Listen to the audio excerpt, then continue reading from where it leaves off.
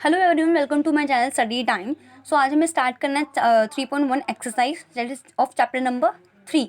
तो मैं आपको सबसे पहले फर्स्ट क्वेश्चन बता देती हूँ, ठीक है। पहले आपको समझा दी। तो फर्स्ट क्वेश्चन ने पूछा क्या है, फर्स्ट क्वेश्चन में ये कहा था कि आफ्ताब है, उसकी डॉटर है, ठीक है।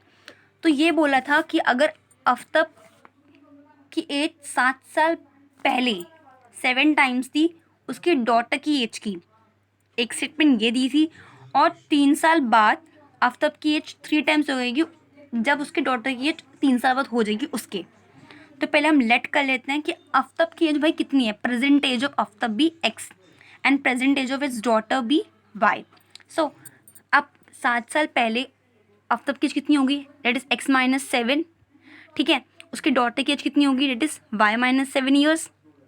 Okay, according to the question अगर हम देखें, उसने बोला 7 साल पहले आफ्ताब की एज 7 टाइम्स तो उसके डॉटर की, मतलब आफ्ताब की age is equals to 7 times of its daughter. ये अगर इक्वेशन देखूं तो इससे बैलेंस हो रही एक तरह से। आप ये भी एक समझने का तरीका है जो कि बहुत हेल्प करता है। मतलब उस समय 7 साल पहले जितनी उसके फादर की एज थी, अगर मैं उसमें 7 का मल्टीप्लाई कर दूँ, ठीक है, सॉरी, अगर मैं समझाती अच्छे से, अगर मैं ये आफ्ताब की एज होगी इज इक्वल्स टू, अगर मैं 7 टाइम्स मल्टीप्लाई कर दूँ उसकी डॉटर की एज में तो वो इक्वल हो जाएगी आफ्ताब की एज में। That is the question show. तो x-7, अब इसको मैं पूरा खोल लेती हूँ, that is 7y okay 7 7 49। Equation पूरी सेटल डाउन करेंगे, x-7y equals to -49 + 7 that is -42 and x-7y is equals to -42। Equation number 1 बन गई। सेकंड में कहा था कि अगर 3 साल बाद दैट इज x+3 आफ्ताब की एज 3 साल बाद ये हो जाएगी and y+3 Aftab daughter age, right. So ये बोला था 3 साल बाद आफ्ताब की एज 3 टाइम्स हो जाएगी उसकी डॉटर की एज की, मतलब equation will be balance if x+3 is equals to 3 times y+3। अगर मैं 3 टाइम्स करूँ उसकी डॉटर की एज का तो उसके पापा की एज निकल जाएगी। सो यही करा है हमने। x+3 इज इक्वल्स टू पूरा मतलब ब्रैकेट खोल देंगे, 3y+9 and x-3y is equals to 6। 3 वहाँ पे माइनस में चले गया, तो इससे हमारी 2 इक्वेशन निकल गई। उसने अलजेब्रिकली और ग्राफिकली दोनों बोला है।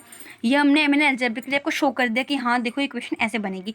अब आपको इसे अगर ग्राफ में प्लॉट करना है तो ऑब्वियसली बात है आप इसको पहले आपको इसकी वो बनानी पड़ेगी, वो जो टेबल मतलब प्लॉट करना पड़ेगा, तो पुट करना पड़ता है, राइट। तो इक्वेशन नंबर 1 मान लेती हूँ इसको इक्वेशन नंबर 2 मान लेती हूँ, 1 और 2, ठीक है।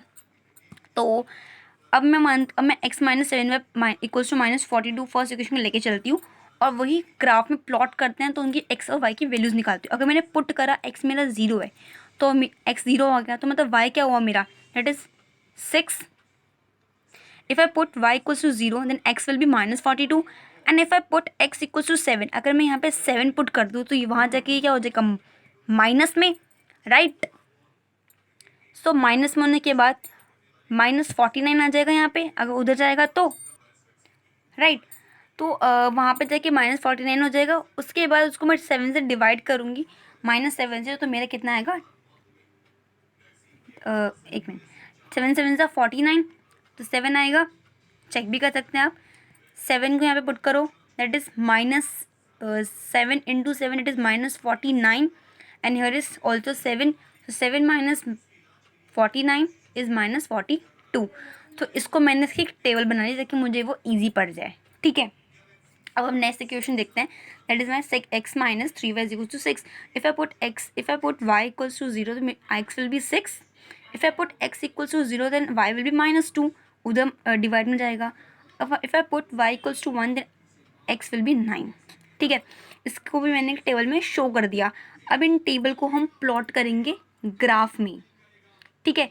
ग्राफ में कैसे आप प्लॉट करोगे, उसमें आप जो axis and y axis and y axis होगा, जैसे कि 0 और 6, तो x0 मतलब आप x की डायरेक्शन में 0, दैट इज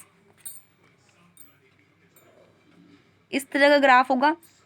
x की तरफ 0 मतलब x यहाँ पे आएगा 0 पे, ठीक है। अभी मैंने पूरा पॉइंट नहीं बताया, मैं इसको बता रही हूँ। एंड 6 अगर मैंने मान लो मेरा 6 है तो मेरा ये पॉइंट यहाँ पे आ जाएगा जो मैंने शो करा है फर्स्ट पॉइंट। अगर मेरा y इक्वल्स टू 0 है एंड x इक्वल्स टू -42, मतलब -42 इस लाइन में होता है, सो मतलब -42 इस तरफ, इस direction -42 that is will become, मान लो इस पॉइंट पर आया और y एक्सिस पे 0, मतलब ऊपर की डायरेक्शन नहीं है, सिर्फ यहाँ पे पॉइंट हो तो एक पॉइंट यहाँ पे आ गया, ठीक है। एक हो गया, अब हो गया 7 7, मतलब इक्वल इक्वल, तो 7 है एंड 7 ऊपर रहेगा क्योंकि 6 तो यही है। तो आप देख सकते हो कि मैंने तो तब भी कॉपी हमको बताया, तब भी मेरी लाइन एज्यूम करके भी एक लाइन आ गई है मेरी, राइट। तो ग्राफ में तो कितना प्रॉपर आ सकता है, तो एक लाइन मेरी कुछ ऐसे बन जाएगी। और अगर मैं मानूँ, ठीक है, ये होगी मेरी फर्स्ट इक्वेशन। यहाँ को मैं सिर्फ बता रही हूँ कि आप कैसे प्लॉट करोगे। एक्स इक्वल्स, अब मेरी नेक्स्ट में x6 and y 0, so x6 है, कम से कम करीब यहाँ पे आएगा, ठीक है। तो और मेरा बेसिकली यहाँ पे बता रखा, ठीक है, तो मेरा y 0 है, तो मतलब मुझे बेसिकली यहीं प्लॉट करना पड़ेगा, दैट इज़ यहाँ पे कुछ आएगा। मान लो अब मेरा है x इक्वल्स टू 0, तो मतलब यहाँ पे हो गया, ठीक है। y इज इक्वल टू -2 तो कम से कम यहाँ पे तो आएगा, ठीक है। अगर मैं प्रॉपर, अगर यहाँ पे यहीं पे लेके चल लो, ठीक है। ओके, x इक्वल्स टू 9, अब 9 है भाई, बहुत दूर आएगा, यहाँ तो मैं कर नहीं सकती, मैंने जगह छोड़ी नहीं है, मैं आपको सिर्फ ऐसी एज्यूम करके बता रही हूँ कैसा हो सकता है आपका ग्राफ। तो मैंने ऐसे ही यहाँ पे 9 मान के चल लो एंड 1, ठीक है। अभी मैंने ये पूरा करा नहीं है, सो 9 1 विल कम हेयर। आप देख सकते हो मेरे तब भी बिना ग्राफ के एक लाइन बन चुकी है अच्छी खासी, मैं बल्कि मैंने स्केल का भी यूज़ नहीं करी, तो एक लाइन बन रही है मेरी, ठीक है। तो अब आप बोलोगे कि अरे ये जो इक्वेशन है हमारी, ये तो यूनिक दिख रही है, क्योंकि यहाँ पे जो a1/a2 है is not equal to b1/b2 है, तो ये यहाँ पे इंक्लाइन क्यों नहीं कर रहा, कहीं पे कट क्यों नहीं कर रहा। अगर आप आगे प्रोसीड करोगे तो कहीं ना कहीं पे कट डेफिनेटली करेगा, तो ये यूनिक सॉल्यूशन ही शो कर रहा है, ठीक है। तो हम सेकंड क्वेश्चन देखते हैं इसका। तो सेकंड क्वेश्चन में ये था कि जो बॉल और बैट की हमें बोल रखा था कि अगर 3 बॉल की कोस्ट और 3 बैट की कोस्ट और 6 बॉल की कोस्ट मिलके 3900 है, और एक बैट की कोस्ट और 3 बॉल की कोस्ट मिलके 1300 है, तो इसी इक्वेशन बनानी थी। तो मैंने लेट करा था कि चलो मान लो मेरी ईच बैट की जो कोस्ट है वो x है और ईच बॉल की जो कोस्ट है मेरी y है। तो 3 बॉल की कोस्ट कितनी होगी, that is 3x, and 6 balls की that is 6y, 6 number and y इसका amount equal to 39, same as x plus 3y हो जाएगी। मतलब एक बैट मतलब x एंड 3 बॉल मतलब 3y equal to 1300, same as. इसके भी आपको इसी तरह सॉल्यूशंस बनाने हैं, ठीक है, और उन्हें ग्राफ में प्लॉट करना है, ठीक है। ओके, नेक्स्ट क्वेश्चन में बोल रहा था कि अगर मेरा 2 किलो एप्पल और 1 किलो जो मेरा ग्रेप्स है वो 160 का है, ठीक है, और 4 किलो एप्पल और 2 किलो ग्रेप्स है वो 300 का है, तो उसकी इक्वेशन शो करनी थी। तो मैंने यहाँ पे cost, let the cost of, हाँ ये बोलते कि after a month the grapes की जो कोस्ट है वो ये होगी। तो यहाँ पे हम तो अलग अलग कोस्ट ले नहीं सकते, तो हमने डेफिनेटली कोस्ट बोल दिया कि चलो ठीक है, let the cost of the apple will be x rupees and let the cost of the grapes will be y rupees. So 2 kilo 2 kg apples, मतलब कि 2 इंटू एक्स अमाउंट आ जाएगा, it is 2x, and the cost of the grapes will be y is equals to 160। दोनों का जो सम था वो 160 है। उसी तरह सेकेंड इक्वेशन के अकॉर्डिंग 4x मतलब 4 kg ऑफ व्हाट एप्पल, तो 4x and 2 kg of grapes will be 2y is equals to 300।